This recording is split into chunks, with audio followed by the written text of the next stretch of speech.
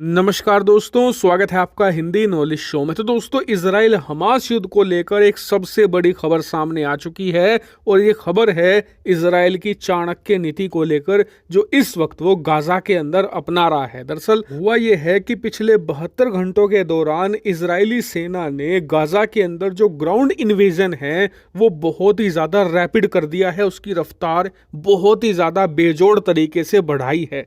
लेकिन खास बात यह है कि इजराइल चारों तरफ से हमला नहीं कर रहा। जी नहीं, दरअसल इजरायली सेना को अच्छे से पता है कि गाजा के अंदर सैकड़ों किलोमीटर का एक अंडरग्राउंड नेटवर्क मौजूद है जिसमें बहुत सारी गुफाएं और टनल हैं, जिसकी मदद से जो हमास के लड़ाके हैं जो हजारों की संख्या में हैं वो गुरिल्ला वॉरफेयर बहुत ही शानदार तरीके से लड़ सकते हैं, जिससे कि इजरायली डिफेंस फोर्सेस को हजारों की संख्या में कैजुअल्टी और उनकी सेना में सैनिकों की मौतें हो सकती हैं। इसके अलावा ये बुरी तरीके से फंस भी सकते हैं गाजा के अंदर, जैसे अफगानिस्तान में अमेरिका फंसा था, वियतनाम में अमेरिका फंसा था और अब यूक्रेन के अंदर रूस फंसा है। और जैसा कि मैंने आपको बताया था कि इजरायली सेना ने युद्ध की घोषणा के 15 दिन बाद तक अपने सैनिक गाजा के अंदर नहीं घुसाए थे।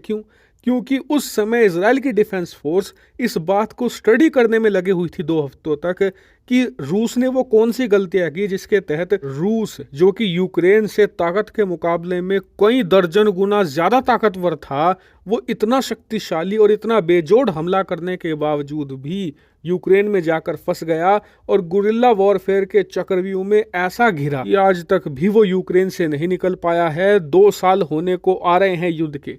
यही चीज इजराइल नहीं चाहता था, क्योंकि उसे पता है कि जैसा यूक्रेन के अंदर रूस ताकतवर था, गाजा के अंदर कहने को तो उसकी ताकत हमास के मुकाबले कई सौ गुना ज्यादा ताकतवर है। लेकिन मुद्दा यह है कि गुरिल्ला वॉरफेयर एक ऐसी चीज है कि बड़ी से बड़ी महाशक्ति को घुटने टिकवा देती है। ऐसे में गुरिल्ला वॉरफेयर की काट करना जरूरी था और इसकी काट इन्होंने ढूंढकर निकाली है, जिसे फिलहाल ये इंप्लीमेंट कर रहे हैं गाजा के अंदर। दरअसल आप अपनी स्क्रीन पर देखिए, जो इजराइल का वॉर रूम है उसने ट्विटर पर अपडेट दी है कि हमारी सेना अब से कुछ दिन पहले जो गाजा के अंदर घुसी थी उसका ग्राउंड इन्वेजन लगातार सक्सेसफुल हो रहा है और अब वो समुद्र से मात्र 800 मीटर दूर रह गए हैं। हालांकि जो लेटेस्ट अपडेट है अब से कुछ ही मिनटों पहले आया है, उसके अनुसार लगभग 300 से लेकर 400 मीटर ही रह गए हैं ये समुद्र से। और जैसा कि इस डायग्राम में दिखाया भी गया है कि जो इजरायली सेना है वो कुछ इस प्रकार से घुसी है और उन्होंने एक सीधी लाइन बनानी शुरू कर दी है